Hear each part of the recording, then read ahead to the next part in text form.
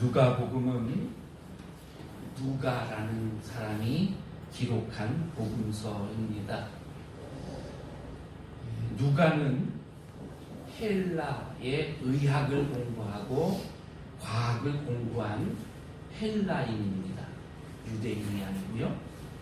그러면서 예수 그리스도를 구주로 영접한 그런 의사예요. 사도 바울의 동력자였다고 성경은 기록을 하고, 그래서 바울의 편지에도 한 서너 번 이렇게 등장을 합니다. 그리고 로마의 감옥이 투옥돼 있을 때에도 이 누가가 옆에 있었다 이렇게 써 있고요. 또 특별히 바울은 이 누가에 대해서 사랑받는 의사 누가 이렇게 지칭을 합니다. 이 누가가 누가복음을 썼고요. 그리고 2편으로 사도행전을 썼어요. 근데 그 기록을 가만히 보면 역시 의사답구나라는 걸 볼 수 있어요.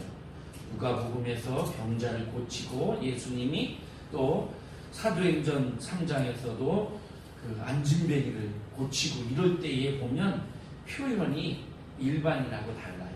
그래서 안진뱅이가 일어날 때에 발과 발목에 힘줄이 힘을 얻고 이렇게 표현을 해요. 그러니까 의사로서 그 캐치되는 부분이 있었던 거예요. 예수님 탄생 당시에 의사라고 하면 요즘의 의사하고 좀 달라요. 요즘의 의사는 의학을 공부해가지고 그래서 의사가 돼서 병원의 의사로 이렇게 취업을 하거나 아니면 자기 병원을 차리거나 이러죠.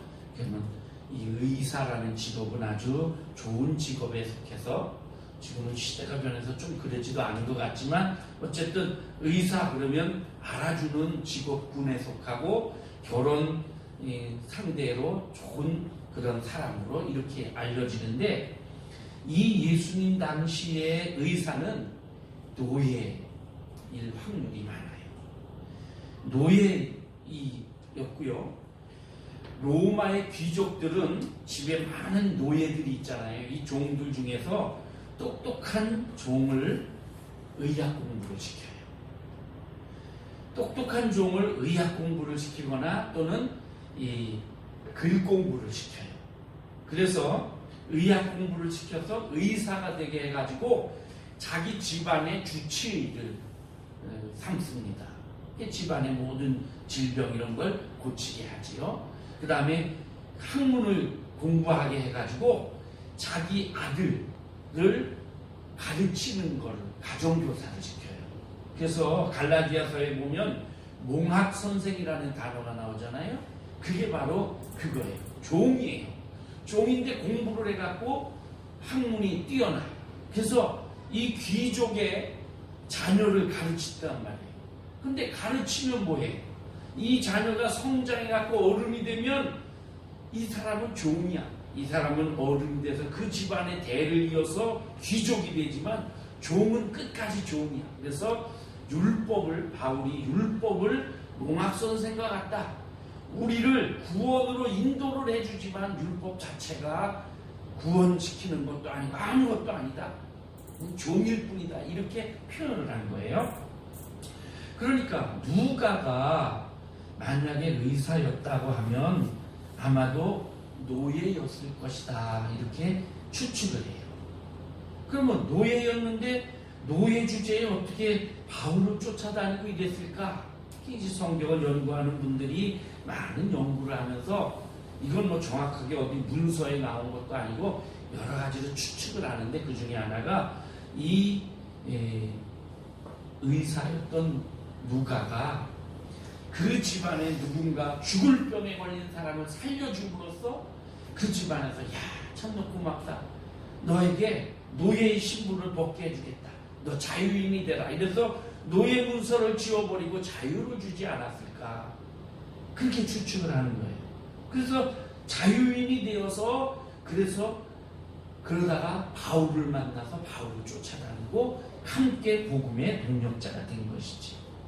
그러면 그 주인이 누굴까?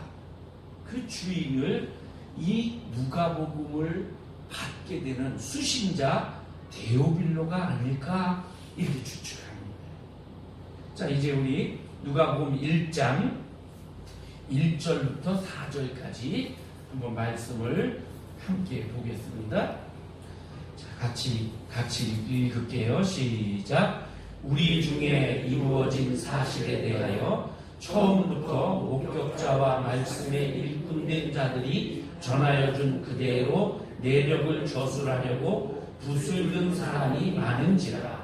그 모든 일을 근원부터 자세히 미루어 살핀 나도 데오빌로 각하에게 차례대로 써보내는 것이 좋은 줄 알았노니 이는 각하가 알고 있는 바를 더 확실하게 하려 함이로라. 아멘. 누가가 이방인으로서 복음을 기록했죠. 마태, 마가, 요한 이거는 유대인이에요, 기록자는. 근데 누가는 이방인으로서 복음을 기록을 했는데, 기록한 이 문서의 내용을 보면 다시 한번 비춰주실래요? 자, 여기 내용을 보면 이건 그 당시에 외교 문서에 쓰는 그런 문헌과 그 관례, 그 법대로 쓰여진 거예요.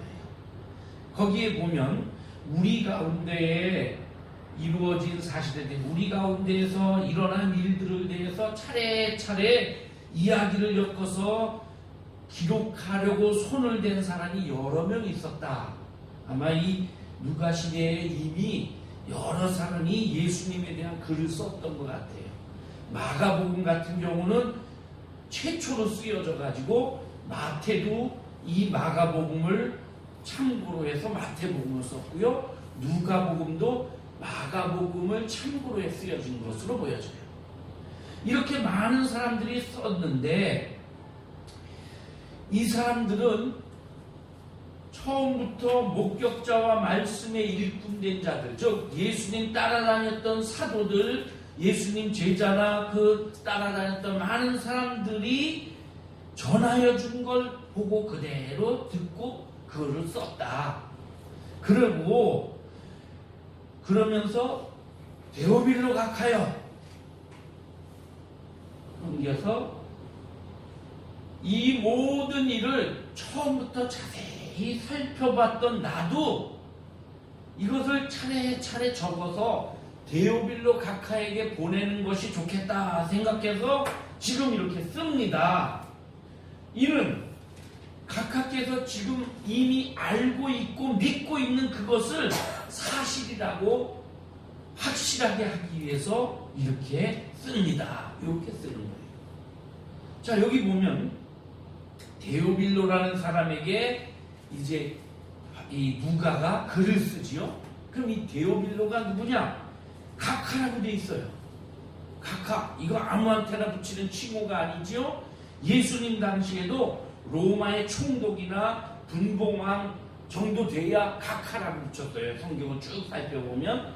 그러니까 이 각하, 데오빌로 각하, 이건 보통 사람이 아닌 거죠. 높은 지위에 있는 사람이었다.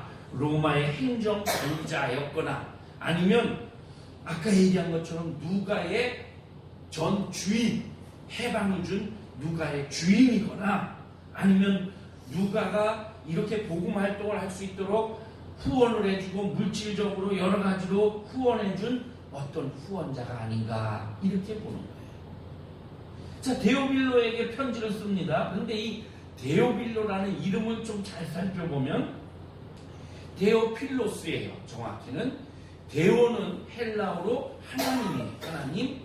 필로스는 사랑이에요. 사랑.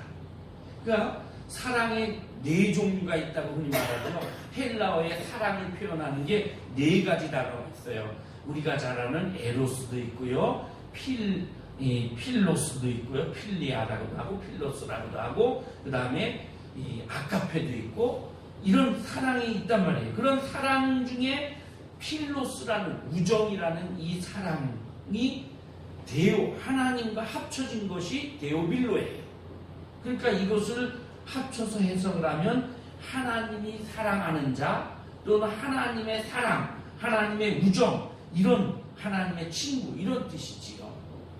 그래서 일부 학자들은 데오빌로는 원래 있는 어떤 사람 이름이 아니고 누가가 이 복음서를 쓰기 전에 그냥 가상의 인물 하나를 정해서 그 사람에게 모든 기독교인들이 이 편지를 읽도록 그래서 쓴 게 아니겠냐. 그래서 데오빌로, 하나님의 사랑 입은 자, 하나님이 사랑하는 자, 여러분 모두 보십시오. 이렇게 쓴 거다. 이렇게 주장하는 학자들도 있어요. 어쨌든 데오빌로 이 말은 하나님의 사랑을 받은 자. 그렇다면 그것은 여러분과 저도 포함되지요. 그러니까 유대인을 넘어서 헬라인, 모든 이 로마인, 이방인까지 다 합쳐서 전 인류를 포함해서 모든 분들이 이 편지를 읽으시고 이미 알고 있고 믿고 있는 바를 더 확실하게 하십시오. 이렇게 하면서 이 편지 누가복음을 쓴 게 아닌가 이렇게 생각이 돼요. 우리가 복음서를 4개를 얘기해요. 마태, 마가, 누가, 요한. 이 4가지 복음의 복음서는 주제가 있어요. 마태복음은 왕이신 예수님. 그 다음에 마가복음은 고난받는 종 예수님. 고난의 종. 그 다음에 요한복음은 하나님이신 예수님. 누가복음은 모든 이의 구원자이신 예수님. 사람으로 오신 예수님. 그래서 누가복음에는 인자라는 말이 많이 쓰여지고 있습니다. 그래서 누가복음은, 마태복음은 유대인을 위해서 쓰여졌고, 그 다음에 마가복음은 유대인과 로마인을 위해서 쓰여졌고, 요한복음은 인류를 위해서 쓰여졌고, 누가복음도 역시 모든 인류를 위해서 쓰여졌다. 이렇게 보여져요. 여러분, 사람이 이 세상 태어나기 위해서 우리가 잘 아는 결혼이라는 제도를 통해서 태어나요. 좀 더 다시 말하면 남자의 정기를 받아서 여자의 몸을 빌어서 태어나요. 그래서 우리 조상들은 이것을 어떻게 표현했냐면 남자의 씨를 받아서 여자는 밭과 같아서 그렇게 해서 한 아기가 세상에 태어난다. 이거예요. 그런데 누가는 이 누가복음을 기록하면서 의사잖아요. 누구보다도 이것을 잘 알아요. 옛날에는 그냥 그 원리, 지금은 우리가 남자의 정자가 어쩌고 여자의 난자가 어쩌고 이렇게 공부를 해서 알지만 옛날에 그런 거 몰랐던 시대에 의사라면 그래도 적어도 이 원리를 알잖아요. 그런데 그 의사인 누가가 누가복음을 쓰는데 이해할 수 없는 내용을 기록을 해요. 첫 번째는 세례 요한의 탄생입니다. 세례 요한이 어떻게 탄생했느냐? 세례 요한의 아버지는 사가랴라는 제사장이에요. 오늘날 지금 목사님이 나이가 많으셨어요. 어머니는 엘리사벳이에요. 사가랴와 엘리사벳 두 부부가 오랫동안 살았는데 나이가 많아서 연세 많으시도록 아기가 없었어요. 그러니까 아기를 누구에게 결함이 있는지 모르지만 아기를 못 낳는 그런 부부였어요. 나이가 많아질 때까지 아기를 못 낳고 이제는 엘리사벳은 경수가 끊어져서 이제는 아기를 낳을 수 없는 그런 몸이 됐고, 역시 사가랴도 나이가 많아 남자로서 역할을 할 수 없는 나이가 됐어요. 근데 어느 날 천사 가브리엘이 나타나서 이 사가랴에게 말합니다. 네 아내가 아기를 잉태할 것이다. 그 이름을 요한이라고 해라. 사가랴가 이게 어이가 없잖아요. 그래서 못 믿었어요. 성경에 보니까 못 믿으니까 하나님의 능력을 왜 네가 못 믿느냐 그러면서 아기가 태어날 때까지 넌 봉어리가 될 거다. 그래서 이 사가랴가 성전 안에 들어가서 일을 하다가 천사를 만나고 그리고 나와가지고 그때부터 벙어리가 된 거예요. 말을 못해. 그래갖고 무슨 할 말이 있으면 글을 써가지고 그렇게 의사소통을 했단 말이에요. 이게 첫 번째. 세례 요한 태어나는 게 정상적인 사람의 방법으로 태어나질 않았죠. 그 다음 두 번째, 바로 처녀 마리아에게 나타난 이 수태고지를 통해서 동정녀 탄생이에요. 천사 가브리엘이 어느 날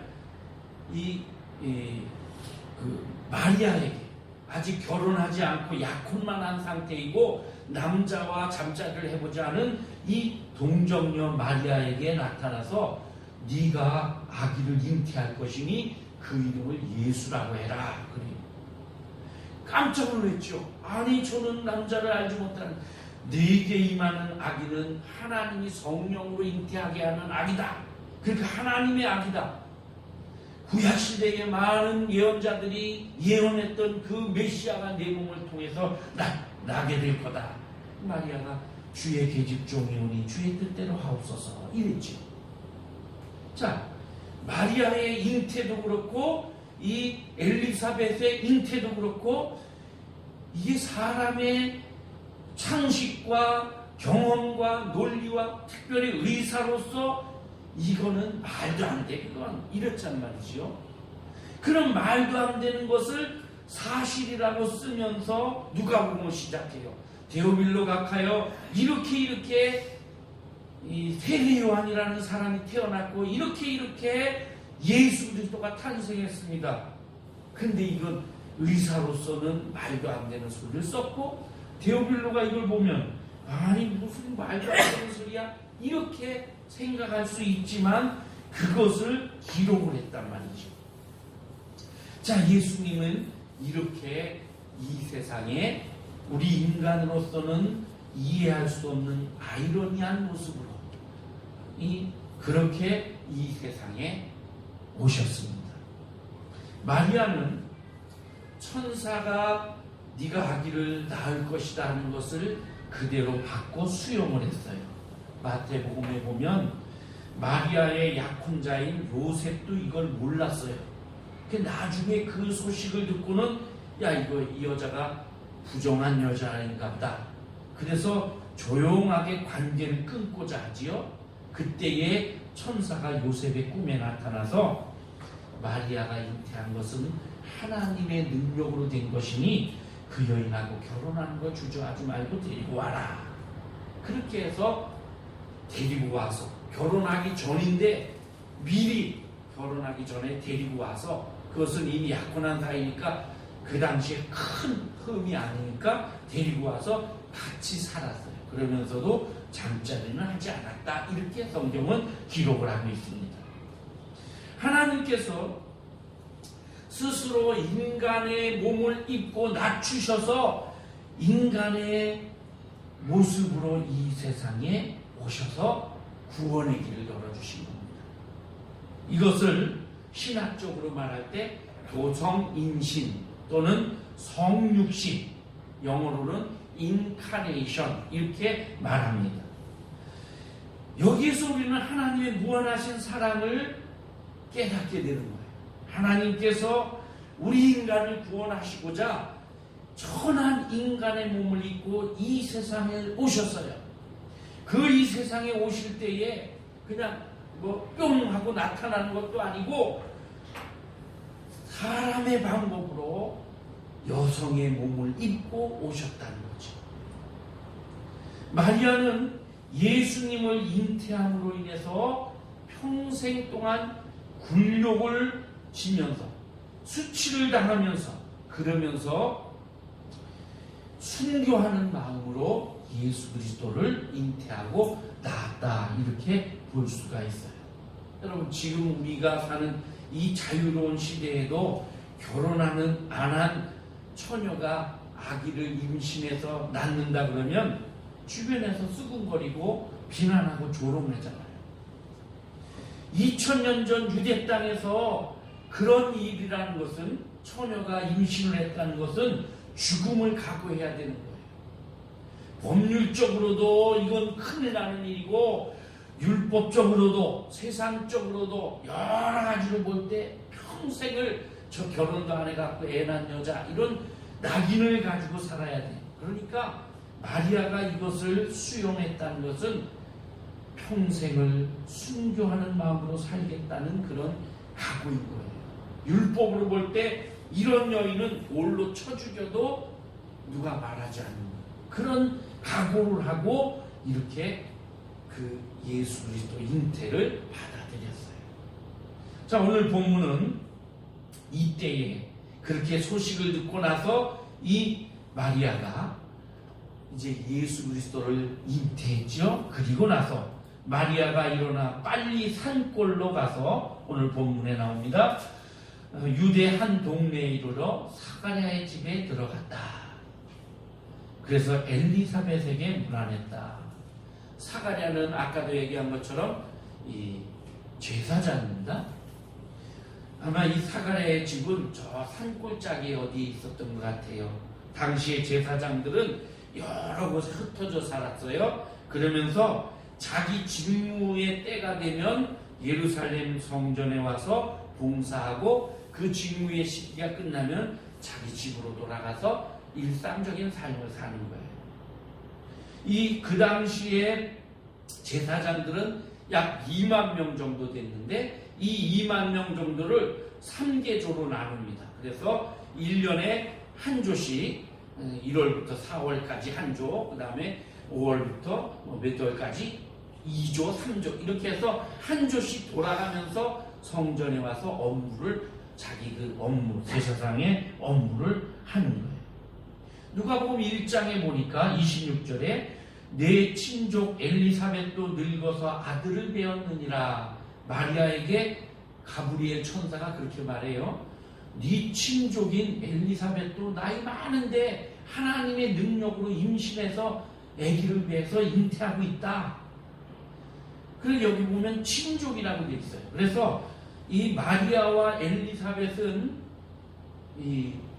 하나는 레이족이고 하나는 다른 족속이니까 이게 친분이 다르니까 외가 쪽으로 아마 친척이었던 것 같아요. 얼마나 가까운 친족인지 그건 잘 모르겠지만 그러니까 세례 요한과 예수님도 친척인 거예요. 그렇게 보면 자 어쨌든 엘리사벳은 제사장의 아내예요. 요즘으로 치면 목사님의 사모님이에요. 사가랴는 오랫동안 제사장 일을 하면서 나이가 많았고요. 그 나이가 많은 상태로 아직 제사장직을 하고 있는데 그 해에 자기 조가 되어서 성전에 들어갔다가 성전 안의 일을 그날 맡았단 말이에요. 그때에 이건 제비뽑기에서 맡는 거거든요. 제비뽑기에서 그래서 일을 맡는데 성전 안에 들어가 일하는 것 이거 맡는 것은 평생 한 번 있을까 말까 한 일이에요. 2만 명이나 되는 제사장 중에 제비 뽑아서 그걸 맡는다는 게 그게 어렵단 말이에요. 그런데 어쨌든 거기 가서 그 일을 맡게 됐고 우리 성전 안에가 일을 하고 금양단에 향을 피우고 이렇게 하다 천사를 만나서 그래서 아들을 잉태하게 될 거다. 이런 예고를 듣게 되는 거지. 자, 사가랴는 나이가 많았어요. 그때까지 이 엘리사벳은 남편 제사장을 잘 내조하면서 그렇게 살면서 좋은 영향력을 끼치고 살았어요. 그런데 갑자기 어느 날 마리아가 들이닥쳤어요. 뭔 친척이지만 친척이 들이닥쳐가지고 그래서 엘리사벳에게 오니까 엘리사벳이 맞아들인 거지요. 자, 예수님 당시에 여자들이 학자들이 연구한 것을 보면 여자들의 결혼 적령기가 몇 세였느냐? 14살에서 15살이었어요. 굉장히 어린 나이죠. 우리나라도 옛날에 그랬잖아요. 우리 할머니 시대에 그 윗시대 보면 다 17, 19 요때 다 결혼했다고요. 지금으로서는 야 그때는 아직 애인데 무슨 결혼하나? 그때 그랬어요. 여러분 우리 고전에 춘향전 있잖아요. 춘향이가 16살이었어요. 그때 벌써 이도령 만나가지고 사랑할 때가. 그러니까 그랬는데 이때에도 이 예수님 시대에도 14살, 5살, 16살 요때가 여자들의 결혼 정령기였어요. 그렇다면 마리아는 몇 살인지는 성경에 기록이 안 나와 있지만 마리아도 그 나이쯤이 아니었겠어요? 그러면 아주 앳된 소녀잖아요. 앳된 소녀인 이 마리아가 갑자기 잉태 소식을 들어요. 얼마나 놀랐겠어요. 심리적으로도 놀랬고 주변의 시선도 부담스럽고 여러 가지 신체적으로도 또 변화가 오기 시작할 거 아니에요. 그러니까 그런 상태인 이 마리아가 친척 목사님 사모님에게로 얼른 가는 거예요. 가서 잠시 동네에서 피해 있기도 하고 또 심리적 안정도 찾고 사모님을 통해서 좋은 얘기를 듣고 상담도 받고 이렇게 하는 거죠. 3개월 동안 같이 있으면서 이 엘리사벳 사모님을 통해서 위로와 격려와 심리적인 지지와 상담, 도움 이런 걸 다 받았던 것으로 생각이 돼요. 엘리사벳을 찾아간 마리아에게 엘리사벳이 축복하고 두 사람이 하나님께 찬양을 올려드립니다. 오늘 본문이 바로 그거예요. 첫 번째, 엘리사벳의 축복과 찬양입니다. 41절에 보면 엘리사벳이 마리아의 무난함을 들으매 아이가 복중에서 뛰노는지라. 노년에 지금 임신을 하고 그리고 6개월이 됐어요. 그래서 지금 이 엘리사벳은 그래도 몸 조심해야죠. 연세도 있고 노산이니까. 그런데 마리아가 왔다는 소식을 듣는 순간에 뱃속에 아기가 뛰어놀았대요. 막 움직였다는 거죠. 뭐가 그렇게 기뻐서 뛰어놀았을까? 마리아의 방문이 기쁜 것이 아니라 마리아의 태중에 있는 이 메시아 예수 그리스도의 방문을 이 태중에 있는 세례 요한이 보고 기뻐했던 거죠. 듣고 엘리사벳이 성령이 충만해서 큰 소리로 마리아에게 축복합니다. 42절부터 45절까지. 자, 한번 같이 읽어볼게요. 42절부터 45절까지 시작. 큰 소리로 불러 이르되 여자 중에 내가 복이 있으며 내 태중의 아이도 복이 있도다. 내 주의 어머니가 내게 낳아오니 이 어찌된 일인가. 보라, 내 무난하는 소리가 내 귀에 들릴 때에 아이가 내 복중에서 기쁨으로 뛰놀았도다. 주께서 하신 말씀이 반드시 이루어지리라고 믿은 그 여자에게 복이 있도다. 아멘. 자, 이 노래는 히브리의 시로 이렇게 시의 형태로 그렇게 기록이 됐어요. 히브리의 시로 기록이 되면서 2절, 1절, 2절로 이렇게 나뉘어져 있어요. 여자 중에 내가 복이 있도다. 내 태중의 아기도 복이 있도다. 이 어찌된 일인고 내 주의 모친이 내게 오시다니. 이게 지금 우리말로 하니까 그렇지 히브리 언어로 하면 이게 음률이 딱딱 맞으면서 이렇게 되는 구절이에요. 보라, 내 무난하는 소리가 내 귀에 들리니 내 복중에 아기가 기뻐 뛰놀도다. 믿은 여자에게 복이 있도다. 주께서 하신 말씀이 반드시 이루리라. 이렇게 2절로 되어 있는 히브리식 시라는 거지요. 자, 온 세상 아기가 다 예수님의 탄생을 기뻐하는 게 아닙니다. 태중에 있는 세례요한, 그는 하나님께로부터 먼저 보냄을 받은 아기니까 기뻐서 뛰놀았겠죠. 또 하나는 엘리사벳이 성령으로 충만했기 때문에 뛰어놀았겠죠. 남자들은 모이면 군대에서 축구한 얘기 한다 그러고요. 여자들은 모이면 아기 낳고 키우는 얘기 한다 그러죠. 마리아와 이 엘리사벳도 만나서 잉태와 또 여러 가지 아기 낳는 것에 대한 이야기를 했을 거예요. 근데 오늘 내 복중에서 아이가 뛰어놀았다. 이것은 의학 용어로 태동이라고 해요. 건강한 아기가 이제 막 뱃속에서 움직이고 꼼지락대고 이러는 거지. 성령으로 잉태된 아기 그리고 성령으로 잉태된 메시아 둘의 만남인 거예요.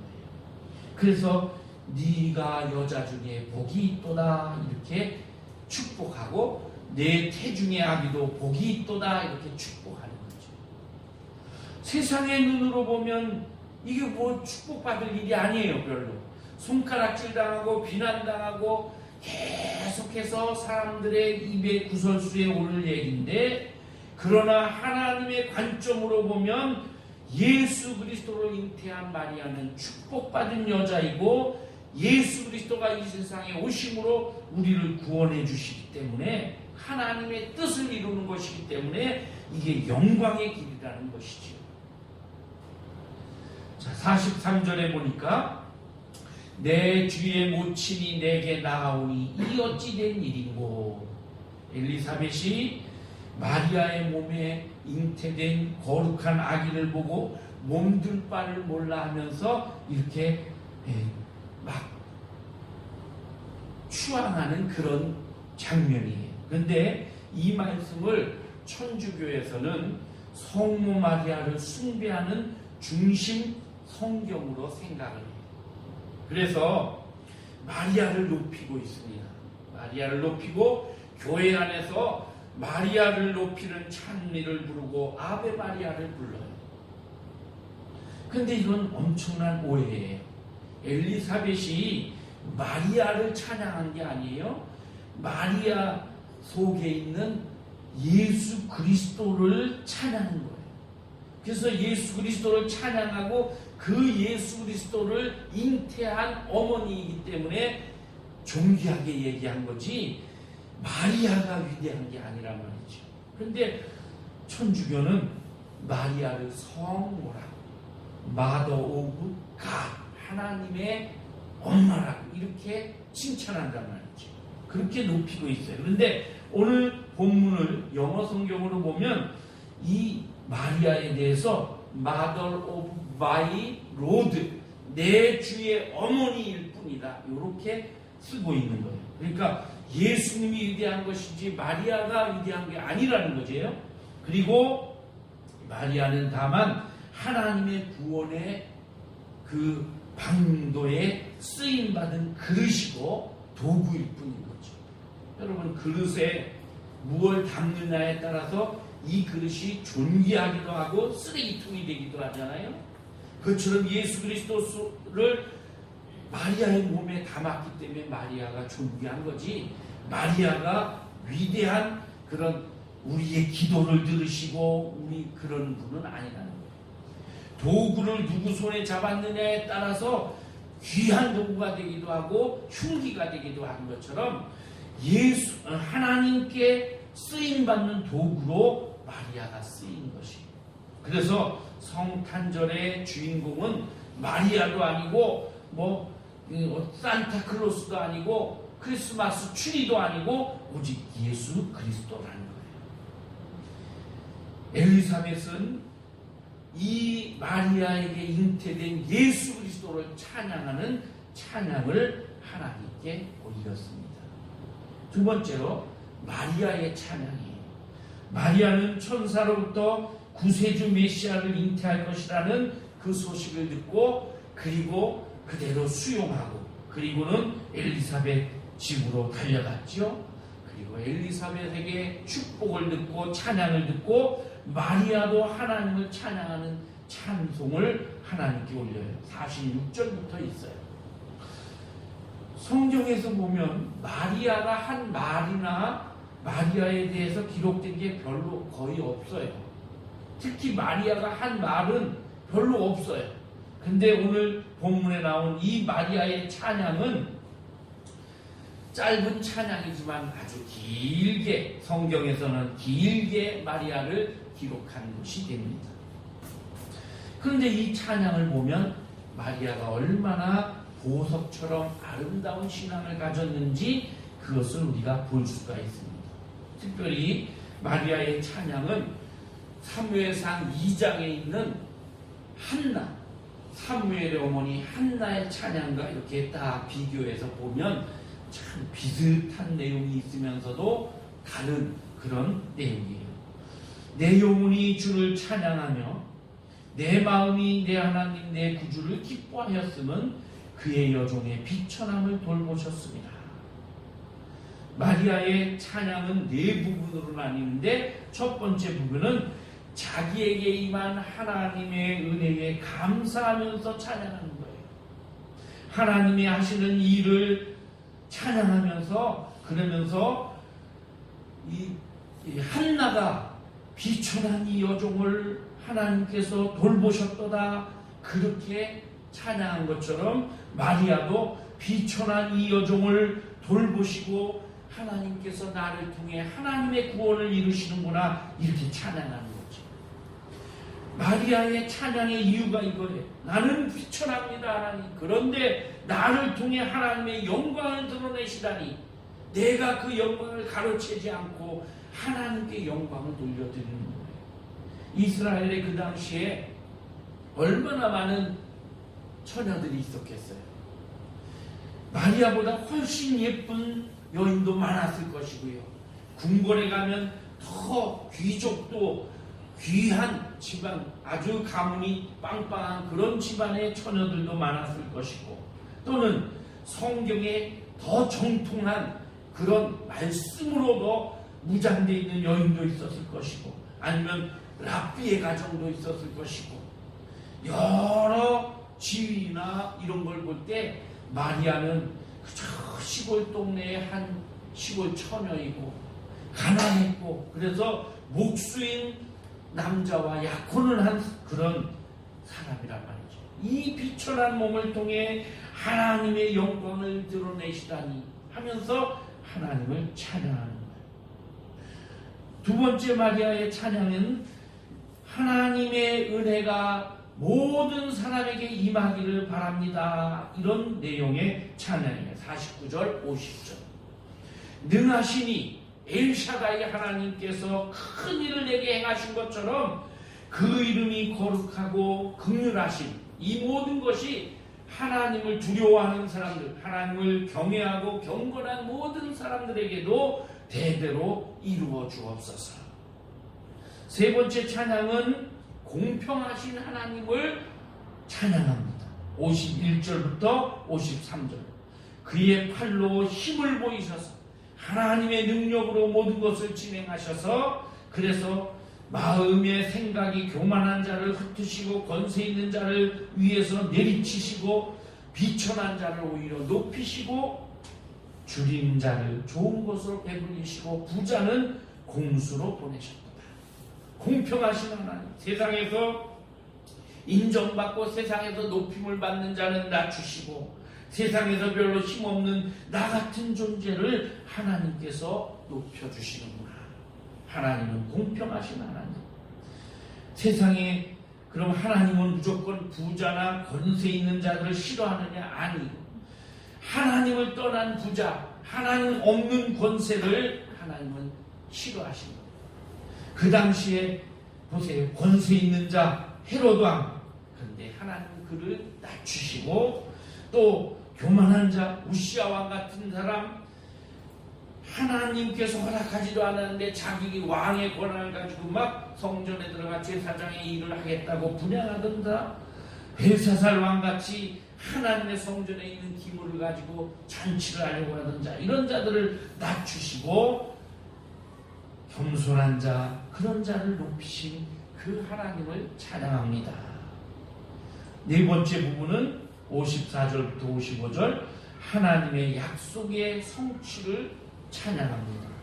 하나님의 약속을 기다렸던 모든 이스라엘, 아브라함 이후에 아브라함의 후손들 모든 사람들을 긍휼히 여기셔서 기억하시고 우리 조상에게 약속하신 것을 다 영원히 이루시는 하나님, 그 하나님을 찬양합니다.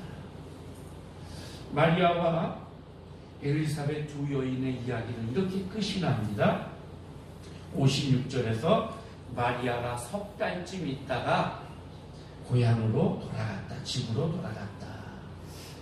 마리아는 임신하고 바로 엘리사벳을 찾아왔고 석 달 동안 같이 있으면서 좋은 가르침과 영향력을 받고, 그리고 자기 고향 나사렛으로 돌아갔어요. 엘리사벳은 이미 6개월 됐었죠. 6개월 후에 마리아가 와서 함께 생활하다가 3개월 후 이제 막달이 돼서 배가 점점 불러오고 거의 산딸이 되었을 때, 그랬을 때 마리아를 떠나보내고 그리고 얼마 후에 세례 요한을 낳았습니다. 추측해 볼 때에 두 여인은 3개월 동안 있으면서 하나님의 은혜를 서로 나누고 격려하고 축복하고 하나님을 찬양하면서 그렇게 3개월을 보냈을 것으로 생각이 됩니다. 사랑하는 성도 여러분, 주님의 오심을 기다리는 대림절 둘째 주일입니다. 오늘 이 기간에 우리의 신앙의 모습이 바로 이 마리아와 엘리사벳 같아야 되겠다 생각합니다. 엘리사벳과 마리아처럼 전능하신 하나님을 믿고 기쁨으로 생활하시기 바랍니다. 하나님의 은혜를 서로 나누시기 바랍니다. 내 주변의 사람들을 격려하고 축복하기 바랍니다. 하나님을 더 높이고 하나님을 더 예배하면서 찬양하면서 살아가시기를 바랍니다. 이번 성탄절은 온 가족이 함께 하나님께 예배하고, 특별히 이번 성탄절은 주일이에요. 그래서 함께 예배하고 온 성도가 함께 하나님을 높이는 그런 기쁨의 성탄절로 준비하고 맞이할 수 있기를 바랍니다. 우리 모든 성도들에게 성탄의 예수 그리스도 은총이 함께 하시기를 주님의 이름으로 축원드립니다. 기도하겠습니다. 하나님, 사람의 방법으로는 이해할 수도 없고 설명할 수도 없는 그런 방법으로 세례 요한을 잉태하게 하시고 예수 그리스도를 잉태하게 하셨습니다. 그래서 하나님의 구원 계획을 이루시고 그렇게 하나님의 구원이 이루어졌습니다.